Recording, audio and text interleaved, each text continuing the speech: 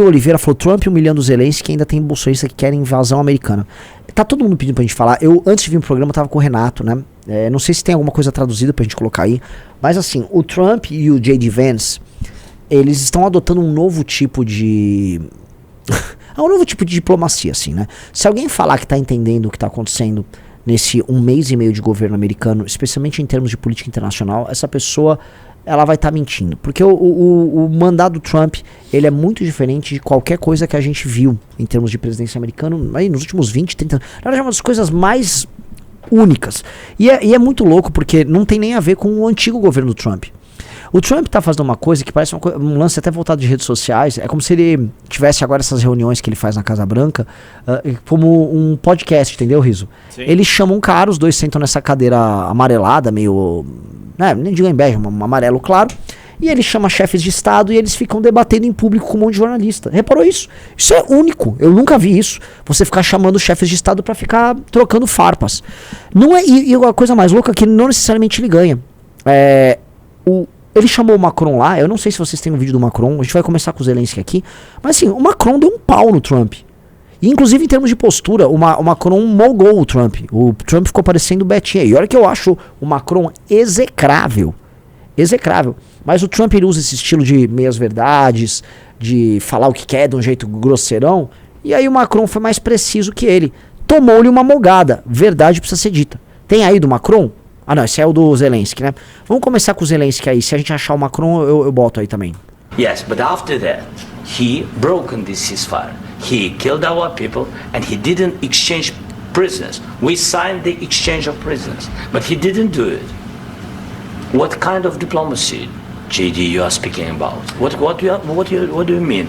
I'm talking about the kind of diplomacy that's going to end the destruction of your country. Yes, but if you Mr. President, with respect, I think it's disrespectful for you to come into the Oval Office and try to litigate this in front of the American media. Right now, you guys are going around and forcing conscripts to the front lines because you have manpower problems. You should be thanking the president for trying to bring it into this conflict. Pausa. Assim, cara, eu não consigo não achar escroto o que o J.D. Vance tá fazendo aí, tá? Eu não consigo achar decente o que ele tá fazendo. Eu não consigo achar. Eu não consigo. E olha só, legal, a direita americana chegou lá, tem uma... O J.D. Vance representa uma ala que eu venho acompanhando bastante. Mas assim, mesmo em termos retóricos, dá pra sacar o que ele tá fazendo, né? Ele tá tentando diminuir ele tá demonizando o Zelensky, ele tá tentando diminuir a posição do Zelensky dentro dos Estados Unidos e para fora, e desmoralizar o Zelensky junto à Ucrânia. Não à toa, o Trump, em declarações anteriores, já tinha falado que o Zelensky era impopular, né? Ele só tinha 5% de aprovação, uma coisa assim. E vem jogar esses argumentos, e aí vem falar, você vem aqui falar essas coisas na frente da mídia. Eu achei tosco. E eu acho que esse argumento que eles ficam utilizando, né, nos Estados Unidos, tipo, eles estão... Eu vou aqui falar uma coisa que o Renato estava conversando comigo. O Renato me explicou. O importante internacionalista Renato Batista é um bom ponto. Não, mas eles estão sugando dinheiro norte-americano e tal. Ora, os Estados Unidos nunca foram obrigados pela Ucrânia a participar da guerra, né? É meio óbvio, os Estados Unidos são uma potência, se quiser, eles não participam de nada. Existe um embrólio geopolítico que envolve os Estados Unidos, que é a maior potência global e que tem interesse em quase todas as regiões do mundo. E em quase todas as regiões do mundo eles atuam. Pois bem, o dinheiro investido na Ucrânia, em grande medida, foi dinheiro investido na própria indústria bélica americana. Não é que ele toma um dinheiro ucraniano e dinheiro sumiu. Não. O dinheiro que eles investiram na guerra, que não foram só eles, outros países também investiram, em grande medida foi investido na própria estrutura industrial para construção de armas e equipamentos nos Estados Unidos. E todo mundo sabe do potencial de lobby do complexo militar industrial americano. Isso aí é um tema de discussões nos Estados Unidos e no mundo há muito tempo. Você tem um complexo militar industrial gigantesco, que tem um lobby gigantesco. Eu também não quero parecer conspiratório aqui, mas algumas das empresas mais beneficiadas deste lobby concorrem, sabe com quem? Senhor Rafael Almeida Riso. Quem? Você é esperto. Eu vou citar uma empresa. Aí vocês vão falar com quem ela concorre. Lockheed Martin. Ela concorre com quem? SpaceX? Entendeu? Não tô falando que é isso, mas tô falando que também é isso. Não tô falando que é isso, mas eu tô falando que também é isso. Entendeu? A Lockheed Martin é concorrente direta da SpaceX. A SpaceX surge detonando eles. Entendeu? Então, e entendam uma coisa também, vocês. O Musk hoje faz parte do novo complexo militar industrial americano. E, na verdade, ele é um parceiraço do Pentágono e do Departamento de Estado. E ele tem um interesse muito grande em aumentar as posições deles. Então, qualquer reconfiguração no jogo e na forma como as verbas são tocadas, interessa a ele e ao bloco político dele, que é o bloco que está dentro do novo governo. Então, esse vice, ó, sinto o cheirinho aqui, ó. O vice foi colocado pelo bloco do Peter Thiel, que é da turma do Musk. Esses caras fizeram o vice, entendeu? Então, não tô falando que é isso, porque são várias outras coisas também, mas também é isso. Também é isso. Tá? Dá o play. Into this Have you conflict. ever been to Ukraine that you say what problems we have? I have been to. Count once. I've actually watched and seen the stories, and I know what happens is you bring them on a propaganda tour, Mr. President. Do you disagree that you've had problems bringing people into your military? We have problems. And do you think that it's respectful to come to the Oval Office of the United States of America and attack the administration that is trying to prevent the destruction of your country? A lot of questions. Let's start from the beginning. Sure. First of all, during the war, everybody has problems. Even you, but you have nice ocean and don't feel now, but you will feel it in the future. God bless. You don't know that. God bless. You don't God know bless. that. You will not have a war. Don't tell us what. Aqui corta, Renan, mas tem um trechinho logo após isso que eu acho legal passar também. Infelizmente não tem tradução ainda, mas que é esse trechinho, deixa eu ver se eu acho aqui. Kind of diplomacy that's in it to your country. Não, e o papo do Vance é o seguinte: você tá vindo aqui nos atacar. É. Que é um negócio assim, passivo-agressivo, do tipo, o cara naturalmente, você não vai lá e fala, estou aí no Salão Oval, tá? Vou falar algumas coisas. O cara tá ao lado do presidente americano, e ele não foi alvo de um convite oficial permitido, e aí eles transformam isso num joguete em que vai o Vance, que tá tentando aparecer ali, porque o Vance quer ser o candidato a presidente da próxima eleição. Aí ele tá tentando aparecer. O que é isso? A lógica da mesa de podcast, ela tá sendo utilizada agora para promover o Vance. E é isso que os caras estão fazendo. Os caras estão promovendo o Vance como liderança, usando o Zelensky ali como um objeto nessa bagaça. Então, eu acho, cara, assim, bizarro esse novo momento. Pode ser que eu esteja, assim, sendo um... várias vezes eu tenho que parar e respirar quando eu analiso coisas novas que estão acontecendo na política, porque o mundo está mudando rapidamente e eu fui criado num outro mundo. E eu fui criado num mundo com outras categorias de pensamento e com outros paradigmas. Eu, assim como minha geração, eu nasci dentro do paradigma da vitória americana na Guerra Fria e da vitória liberal e dos preceitos liberais. Portanto, minha geração é uma geração essencialmente liberal em termos de mentalidade. Quando eu digo minha geração, eu digo assim, nas franjas do Ocidente como o Brasil, mas no Ocidente como tudo. A geração millennial é essa geração. Mas esse paradigma tá ruindo e tá caindo. Então eu não posso ficar preso nisso. Eu tenho que tomar muito cuidado quando eu faço análise. Pra eu não virar um Globo News e ficar analisando desse paradigma. Tipo, meu Deus, o que está acontecendo? Sim, o mundo está mudando rápido. E o que eles estão fazendo aí representa uma mudança nesse paradigma. Dito isso, puta, assim, descortesia e babaquice continua sendo descortesia e babaquice em qualquer lugar do mundo. E me parece que isso aí é uma grande descortesia, uma babaquice, é uma armadilha que o cara fez. Que aí ele fica ali. E assim, falar o J.D. Vance é brilhante, eu não tô vendo brilhantismo nenhum. Eu não tô vendo brilhantismo nenhum nisso, eu tô vendo um truque de mídia. Eu tô vendo o J.D. Vance tentando fazer um Mamãe Falei no Salão Oval. É isso que eu tô achando. Ele tá fazendo um Mamãe Falei no Zelensky no Salão Oval. Vamos lá. Don't tell us what we're going to feel.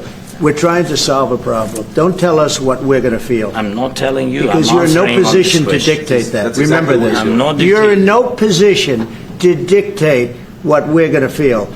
Já traduz essa parte aqui. Que Sim,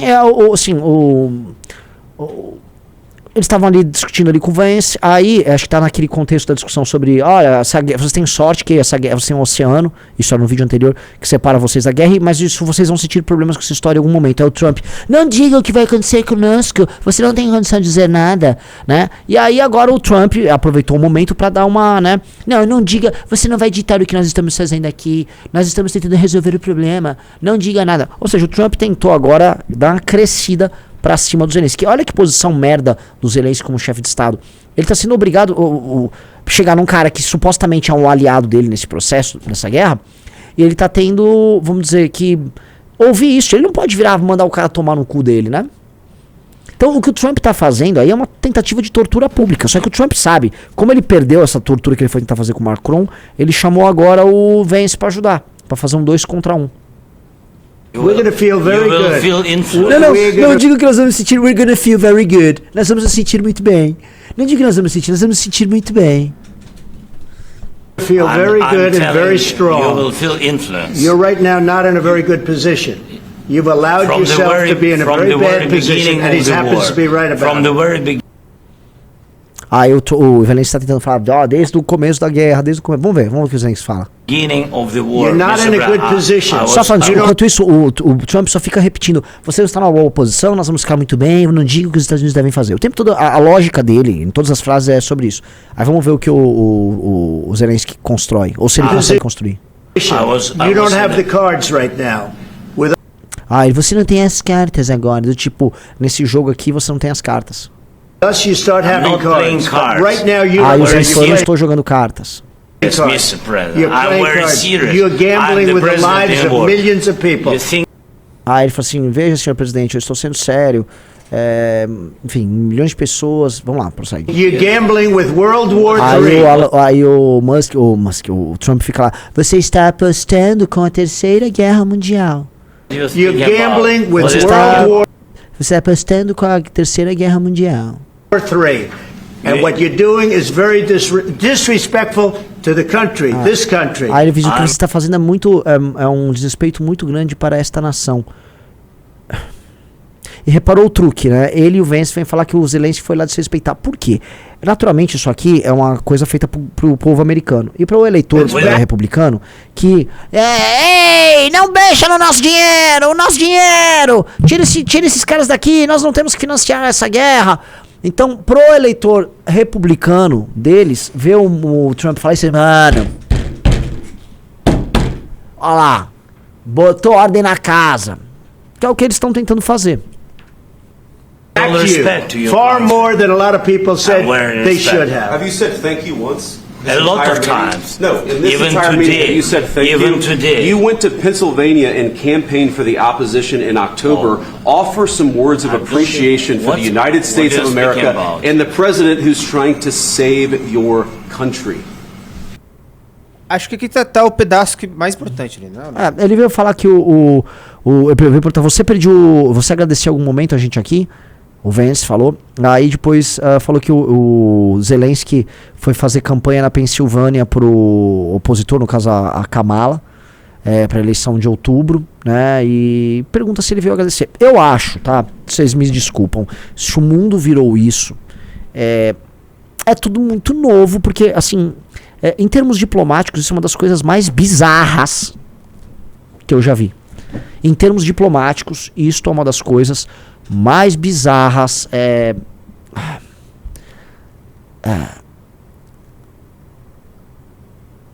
que eu já vi.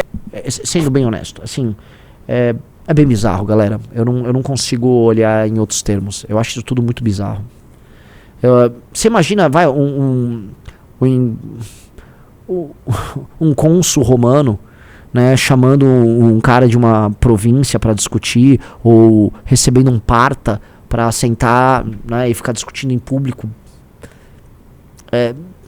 Em termos diplomáticos, tudo isso é muito, muito bizarro. Eu não consigo não achar isso bizarro, tá? Se eu fosse dar um exemplo histórico do que eles estão tentando fazer, quando o César derrota os gauleses, ele pega o Vercingetorix, que era um homem muito nobre, tá? O líder dos gauleses, o homem que forma a confederação dos gauleses e organiza os gauleses, vai do sul da França até a Bélgica para enfrentar os romanos, foi o Vercingetorix. e o Vercingetorix é derrotado e prevendo mais derrotas, ele se entrega, né? E ele vai com o cavalo dele, leva a espada dele e ele se entrega de maneira honrosa e o César age de maneira desonrosa com ele, né? Ele trata ele igual um animal e leva o Vercingetorix para Roma pro triunfo dele, né? Enjaulado e tal. E o Vercingetorix tem uma morte muito triste, que representa no fundo o fim da resistência gaulesa aos romanos.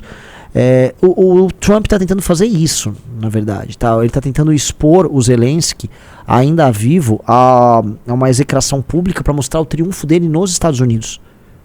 Então, ele quer mostrar para os americanos, olha só, esse objeto aqui que foi utilizado na minha campanha como um grande inimigo, que eu disse que eu vou resolver, olha só o que eu faço com ele publicamente. Eu acho isso bizarro. Por mais que tenha, assim, mesmo no MBL, por exemplo, a gente tem uns grupos que a galera fica discutindo, e tem várias pessoas que acham, pô, tá da hora essa política do Trump. Eles têm certeza do que eles estão fazendo? Eles têm certeza? Porque tá uma política externa meio cowboy doidão, né? Eles estão tratando aliados históricos dele de uma maneira muito escrota. Eles estão se posicionando nesse jogo de uma maneira muito escrota. E eu não sei se isso vai gerar algum tipo de isolamento, né? Eu não sei. O que eu sei que tá, assim, não me parece... Não parece fazer uma forma de melhorar a imagem americana perante o mundo, Sr. Rafa Almeida Rizzo. Eu ia chegar nisso também, Renan. Você está falando muito do efeito dessa briga aí para o público americano. Mas será que também não é um recado pro Putin, do Trump? Desenvolva. Talvez ele tenha combinado com o Putin após uma ligação que os dois fizeram. De, sinaliza uma coisinha aqui, eu sinalizo aqui, a gente vai construindo uma relação nova. É mais vantajoso eu e você termos uma relação do que você via a Ucrânia, enfim. Você acha que pode ser alguma coisa nesse sentido? Tem muita gente falando na internet, o Trump é putinha do Putin. Sim, o Trump e o Putin jogam juntos, né? Então. O Trump claramente ele segue uma linha, isso já no governo anterior, de tentar desacoplar os Estados Unidos da União Europeia. Não só em termos orçamentários, né? Há algum tipo de plano da turma dele para a Europa que envolve fazer com que a Europa toque a vida dela meio que sozinha. E isso, vamos dizer, isso tem a ver com interesses diretos do Putin, que quer aumentar a influência dele e a extensão territorial dele também para dentro da Europa, né? E ele venceu junto com o Trump. Quando eu digo venceu, a vitória do Trump é uma vitória pro Putin, e eu tenho certeza que eles estão jogando juntos em muitos termos nessa questão, não só ucraniana, mas europeia também. Eu acho. Agora, eu não consigo achar que isso é um jogo combinado com o próprio Zelensky. Do tipo, Zelensky, eu vou te humilhar publicamente aqui nos Estados Unidos, vou ser extremamente descortês, que isso já entra na lógica, tipo, é isso o jogo? Né? Não faz sentido. E isso dentro da minha cabeça, tá? É muito mais material interno de consumo pro Trump do que qualquer outra coisa. Outro ponto, tá? Estão falando agora de uma rodada de grana que os Estados Unidos vão colocar ali, mediante também a ficar, basicamente dar uma quase saqueada na Ucrânia, tá? Aí o Rizzo já levantou aí, que é onde eu ia entrar, o que são terras raras, minerais cobiçados por Trump e tema de reunião com gritos contra Zelensky. Minerais espalhados pelo território ucraniano representam cerca de metade do PIB do país e são cobiçados por grandes grupos industriais, especialmente para fabricar componentes elétricos como usados no mar. Desce aí, olha só. O que tem nesses minerais, né? Tem um monte de mineral em solo ucraniano. Na verdade, a terra na Ucrânia é uma das melhores terras do mundo para plantar e tem materiais no subsolo, né? Assim, importantíssimos, né? Em troca de segurança contra a Rússia, Trump quer garantir que os Estados Unidos possam explorar os materiais raros presentes no solo ucraniano, também conhecidos como ouro do século XXI. Blá, blá, blá, blá, blá, e desce aí. Vamos lá, aqui. Vamos lá. Espalhados por todo o território ucraniano, são terras ricas em minerais raros com alta concentração no leste do país. Isso inclui ferro, manganês, isso não é metal raro, né? Agora vai. Urânio, titânio, lítio. Por favor, amigos, quem digite no chat quem gosta muito de lítio e quem precisa de lítio. Minérios de zircônio, além de carvão, gás e petróleo. Esses são recursos cobiçados por grandes grupos industriais, especialmente para fabricar componentes elétricos como usados em smartphones e também interessam ao governo russo. Smartphones e carros, né? Sim, baterias de carro, né?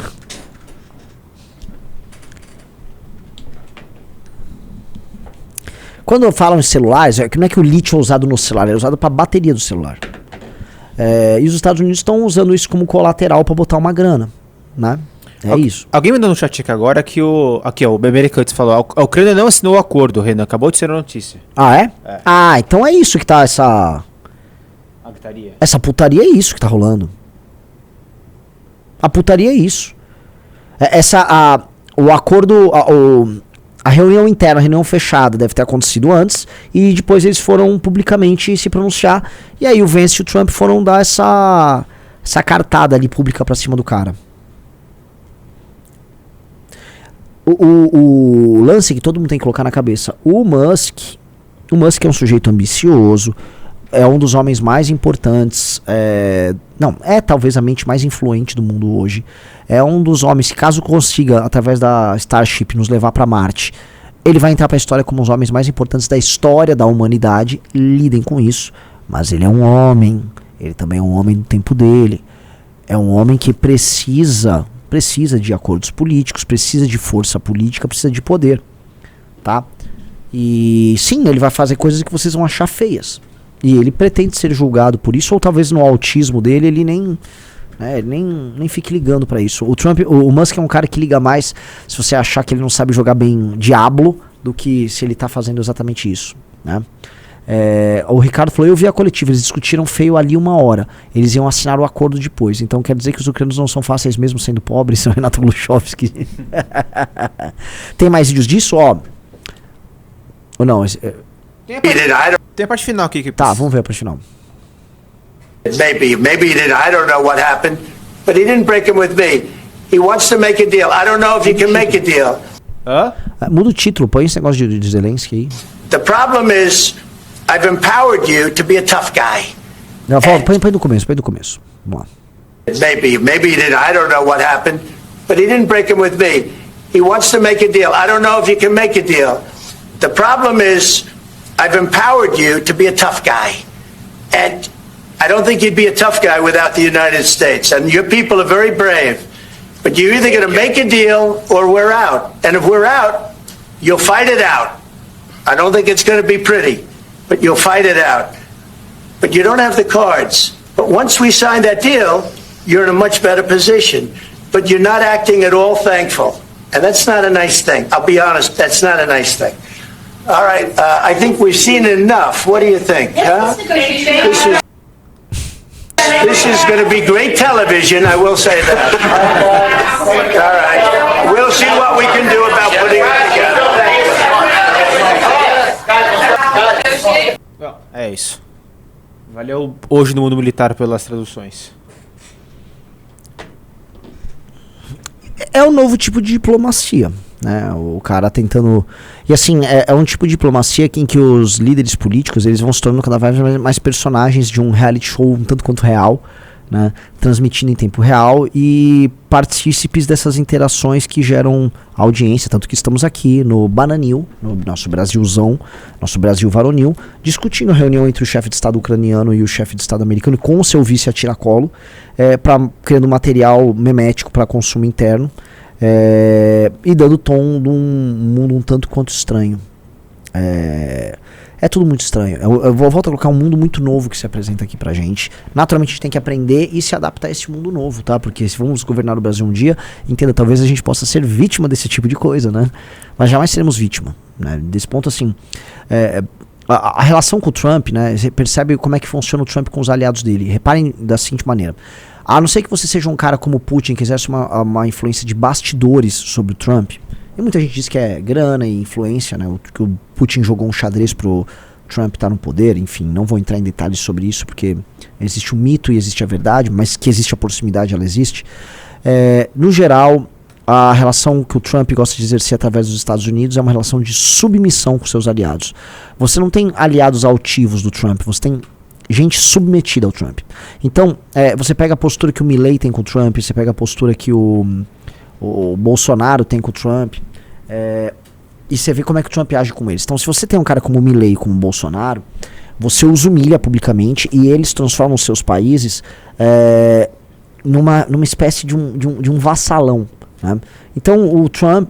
tem aquele vídeo que eu já passei aqui, que é um vídeo muito humilhante, do Milley abraçando e se arrastando pro Trump. Se o Trump falasse, por favor, fique de quatro, I will grab you by your ass. ele comeria o Milei ali, essa é a real. Mesma coisa com o Bolsonaro. Ele é bonito demais, tá ok? O Bolsonaro, aliás, o Bolsonaro pedindo pra fazer uma base americana no Brasil, assim, aquilo é o fim. Esse cara é um rato. E aí eles ficam, né, o bolsonarismo fica viajando. Basicamente você pega uma renca de parlamentares, dezenas de parlamentares ficam viajando pros Estados Unidos pra ficar ali, né, tentando arrumar uma lasquinha de briga com o Alexandre de Moraes. Umas lasquinhas de briga lá. E...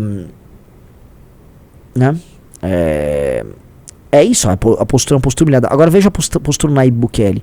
O Bukele já foi no CPEC e em nenhum momento vocês viram vassalagem do Bukele com o Trump. O Bukele nunca prestou essa vassalagem. E aconteceu algumas coisas engraçadas. Vocês vão ver, durante a campanha do Trump, o Trump ficava falando que o Bukele e El Salvador ficavam mandando muitos imigrantes, mandando criminosos para os Estados Unidos. Vocês chegaram a ver isso? Ele atacou 2 vezes o Bukele nessa linha, que o Bukele se comportava de maneira errada e ficava enviando os criminosos e tal. Então o Bukele nunca baixou a cabeça pro Trump. O Bukele não é da mesma matriz político-ideológica do trumpismo. Ele não ganhou com essa linha. O Bukele sabe jogar o jogo com a China. A China mesmo construiu agora uma biblioteca gigante lá em San Salvador. Então assim, com o Bukele, que é de direita, e na verdade pra mim o Bukele é o grande, que ele tá num país pequenininho, mas o grande líder de direita, a grande mente hoje de direita no mundo é o Bukele, é o maior inovador no campo da direita no mundo.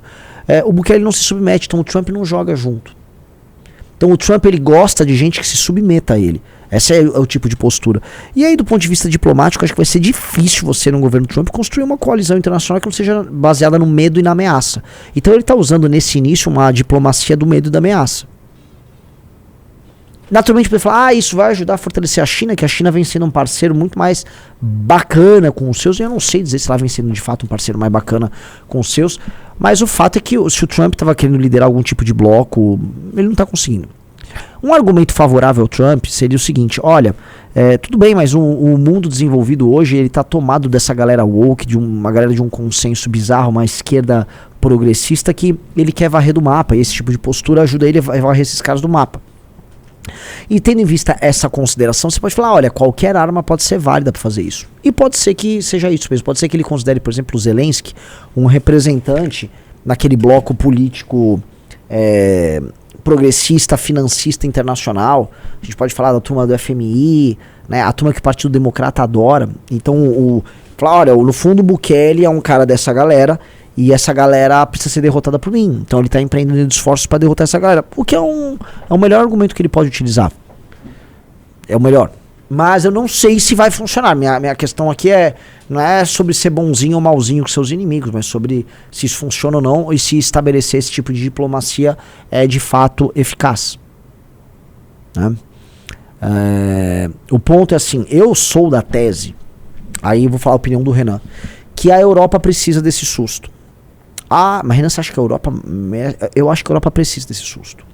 Você só vai começar a ter uma noção da sua própria fragilidade existencial se uma ameaça chega diante de você. Se você é uma pessoa que, sabe o menino de condomínio, o famoso piá de prédio, como dizem no Paraná, o menino de condomínio ele não vive nenhuma ameaça. Se ele não vive nenhuma ameaça, ele fica frágil. E se ele fica frágil, né, ele não está pronto para lidar com as dificuldades do mundo, ele acredita em qualquer coisa, ele é frágil, as pessoas levam vantagem sobre ele.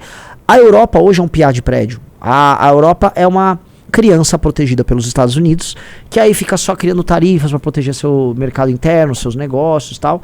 A Europa não é, né, vamos dizer, a Europa esqueceu o que sempre foi a Europa. Tá envelhecida, tá cansada, tá quase morrendo. E a ameaça do Putin, né, o grande urso russo expansionista, o monstro da steppe, que é isso que é a Rússia, né? Por mais que eles sejam eslavos, eles são esses diabos da steppe, né? Eles têm no sangue deles o diabo da steppe. Os russos, eles enfrentaram alguns dos maiores demônios da história da humanidade. Verdade precisa ser dita, né? Um povo que enfrentou o Hitler e um povo que já enfrentou as hordas do Gengis Khan, definitivamente é um povo diferente. Tá? O fato deles existirem, e hoje a maior parte do território mundial, não a maior parte, mas o país com maior extensão territorial sejam eles, diz muito sobre a natureza desses caras. Um povo que é eslavo, mas que corre sangue viking neles, corre sangue dos citas, corre sangue dos alanos, corre sangue de alguns dos povos mais brabos de todos, corre sangue urálico, corre um tiquinho de sangue mongólico ali. Eles são um povo muito diferente, tá? Um povo que resistiu a muita coisa. Falaram, o Napoleão também é que não quis botar ele no mesmo lote dos grandes demônios da humanidade, tipo Hitler, Gengis Khan e outros. Então, eu não digo só Gengis Khan, né? Eu digo as hordas também dos descendentes do Gengis Khan. Né? Então, o russo é um povo diferente. E os russos estão cagando pro consenso liberal. E aí a ameaça russa faz com que a Europa possa despertar. Especialmente a Alemanha. Porém, lembra que eu falei pra vocês do consenso liberal, que as mentes mais antigas estão presas no consenso liberal? Imagine que você é um alemão com mais de 50 anos, né? Vamos botar que é um alemão de 60 anos, tem muitos, né? Se você tem 60 anos e você mora na Alemanha, você nasceu ali por volta do quê? De 65, né? 1965. Um cara que nasce em 65 é um cara que tá com a mente, né, totalmente presa na desnazificação e da transformação da Alemanha num país, vamos dizer, que lida com os traumas de ter feito os crimes que cometeu na Segunda Guerra. Então, todo o pensamento da Alemanha boomer, da Alemanha da geração X, da Alemanha da geração Y, é de um pensamento de uma Alemanha que tem culpa e que acredita que a única coisa que vai espiar nossos pecados é termos essa mentalidade liberal, fronteiras abertas. Não existe um alemão. Um alemão é uma construção social.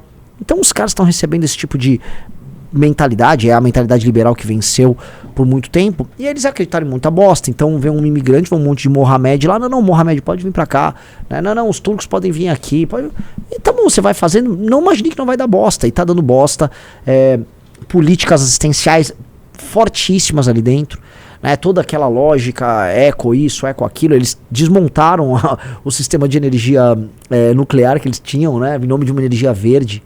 Então, sim, a Europa, eu estou citando a Alemanha, mas a Europa saiu tomando decisões insensatas por décadas a fio, porque o mundo era de mentirinha, ficou ainda mais de mentirinha quando os Estados Unidos ganham a Guerra Fria, e aí a União Soviética termina, e aí eles ainda passam a cuidar do espólio de várias ex-repúblicas soviéticas, ou seja, Lituânia, Letônia, Estônia, Ucrânia, né? Aí vamos falar da cortina de ferro, vamos botar Polônia, bota países Balcãs, esses países começam a entrar na área de influência da União Europeia, e a Alemanha era a grande potência da União Europeia, e o antigo Bundesbank, que é o Banco Central Alemão, começa a dar as cartas também no Banco Central Europeu, e aí a Alemanha passa a ser essa força que exerce um soft power, né, com a ideia de, os Estados Unidos está aqui, a gente tem umas bases aqui e tal, a Rússia está quebrada, mas não, esse mundo acabou, né? Esse mundo desse consenso, ele deixou de existir.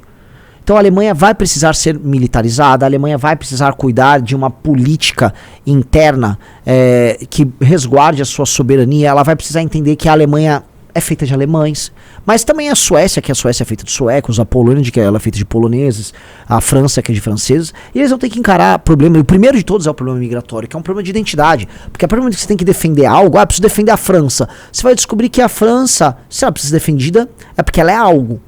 Ela é uma terra, tem uma língua, tem um povo. Então eles vão precisar se reencontrar com a própria história. E essa pressão, isso aqui é uma opinião minha, essa pressão exercida por uma Rússia aí no jogo, eu acho que é bom pra Europa acordar. É necessária, pra falar a verdade. Se a Europa não acordar ali, aí beleza, ela merece sucumbir. Então, talvez isso tudo seja muito bom, porque isso pode representar um certo despertar, né? E aí entra um outro ponto, tá? Porque assim, também tem muita gente que fica só de análise. Não, mas agora a Rússia, tá? A Rússia, quando teve países ali sob sua zona de influência, a Rússia foi muito filha da puta. A Rússia é um país, assim, cheio da filha da putagem, tá? Já estive, por motivos culturais, em países ali do Báltico, alguns do leste europeu, e cara, absolutamente ninguém gosta dos russos. Os russos são odiados, né? Eu sempre falo pra vocês, na praça principal de Vilnius, na Lituânia, capital da Lituânia, tem uma estátua que simboliza o acordo que foi feito entre eles e os Estados Unidos, e um acordo de defesa da Ucrânia, e todos os lituanos gostam de falar que a estátua, né, ela é voltada para Moscou. Ela é assim, a estátua, né, ela até fica meio torta na rua, que tem um palácio, não sei se é um palácio, acho que é o parlamento, lituano ali em Vilnius, e sabe, a estátua ela fica meio torta, porque ela tá posicionada para Moscou, ela tá dando um recado, ó, os Estados Unidos tá com nós. E desde que eles deixaram de ser repúblicas soviéticas, Estônia, Lituânia e Letônia, elas buscam aproximar, a Letônia menos, né, mas especialmente Estônia com Finlândia, por causa de uma afinidade até étnica e linguística, mas a Lituânia também, buscam uma afinidade, seja com a Escandinávia, seja com a Europa Central, e outros países também, que eram da cortina de ferro, também estão nessa, e faz muito sentido. Ninguém quer viver sob o jugo russo, mesmo. Os russos são maus. Os russos são um povo muito mau no trato. Então, eu não quero, em nome de qualquer coisa geopolítica, né, ouvir as histórias que eu já ouvi das pessoas que sofreram na mão dos russos. Tá? Famílias inteiras que foram separadas por russos, mandadas para campos de trabalhos forçados na Sibéria, as realocações de famílias que os russos faziam, seja na Ucrânia, seja em várias áreas ali da União Soviética, para não pega a sua família, tira daqui, vai colonizar, vai morar em outro lugar. O que eles faziam com aquelas pessoas era uma servidão, não digo que era uma escravidão, mas era uma servidão. E muita coisa má foi feita ali ao longo do regime. E não é só porque o comunismo em si é mau, mas porque os russos também são russos, né? E eles não são muito diferentes, não importa o regime político que eles estejam, né? E, cara, é assim que as coisas são ali, né? Eu não quero o mal desses povos, de maneira alguma, e acho que a gente não... Acho que existe um lado bom e um lado ruim nessa história. Por mais que falar em bom e ruim em relações internacionais seja muito relativo, mas se a gente falar em autodeterminação dos povos, é muito claro que lituanos, estonianos, letos ou letonianos, ou letão, eu realmente, agora não sei se é letão, letoniano, e outras etnias e grupos ali que já viveram sob o jugo da Rússia, eles têm o direito da autodeterminação e não, com certeza eles não gostariam de viver novamente com a espada russa no pescoço, tá? Estão comentando aqui no chat que o Trump expulsou o Zelensky, né? Tá aí no chat, né? O Trump soltou lá na rede social bosta dele lá, ele soltou um statement, né? A statement from President Donald J. Trump, né? Nós tivemos uma reunião muito significativa na Casa Branca hoje. Muito foi entendido que... muito foi aprendido que não poderia ser entendido sem uma conversação sob tanto fogo e pressão. É incrível o que vem através da emoção, e eu determinei que o presidente Zelensky não está pronto para a paz se a América está envolvida, porque ele sente que nosso envolvimento dá a ele uma grande vantagem nas negociações. Eu não quero vantagem, eu quero paz. Ele desrespeitou os Estados Unidos da América no nosso adorável, nosso querido Salão Oval. Ele pode voltar aqui quando ele estiver pronto para a paz. Papinho ali, né? Um papinho que se volta ali para a galera dele, tá? Renanzão, você como presidente de um partido político em formação, como você acha que o Brasil deveria se comportar nisso tudo? Ou o Brasil é muito significante para se importar com isso? Eu acho que o Brasil é muito insignificante para se importar hoje com qualquer coisa, e ele entende que ele é insignificante. E ele está preocupado com coisas insignificantes, dado que as nossas lideranças são um pouco significativas, né? O Brasil não tem lugar no mundo. O Brasil hoje, infelizmente, ele não tem lugar no mundo, porque o Brasil está cada vez mais irrelevante. A gente está acompanhando e olhando isso aqui só como a título de curiosidade, porque nós não temos como determinar nada. Mas, companheiro, e se você botar numa mesa de bar agora para negociar Trump, Zelensky e Putin? Escuta, Rafael Rivo, o Trump não acaba não sabendo como fazer.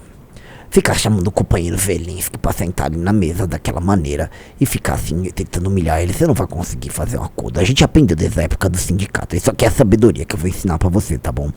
Que se você bota na mesa dois cabas e bota os cabas pra tomar uma pinha, toma aquela cachaçinha, pega aquela costelinha, molha na farofa assim, aí você morde toda cortante com aquela gordurinha. E você acaba ficando suave ali pra discutir, a mente ficar até clareada. E aí o companheiro que tá brigando com você fala, por que você tá brigando? O que você pode ceder aqui? Aí um cede pra cá, outro cede pra lá, e a gente consegue fazer um acordo, entendeu? Se o seu companheiro Trump me ouvisse, eu poderia conduzir a paz, porque de paz a gente entende. Eu venho pedindo muito pro Zelensky e até pedir pro companheiro Putin também pra tocar a paz. Eu tenho certeza que eu poderia mediar essa situação, como eu já tentei mediar a situação lá da Palestina com Israel, como eu já tentei mediar a situação lá também do Irã, da Turquia e de outros povos, e a gente sempre foi ouvido, porque esse país sempre foi muito respeitado lá fora, especialmente quando eu fui presidente da República. Então, se você sentar num bar e tomar uma cachaçinha e chamar pra conversar, você com certeza vai conseguir chegar na paz.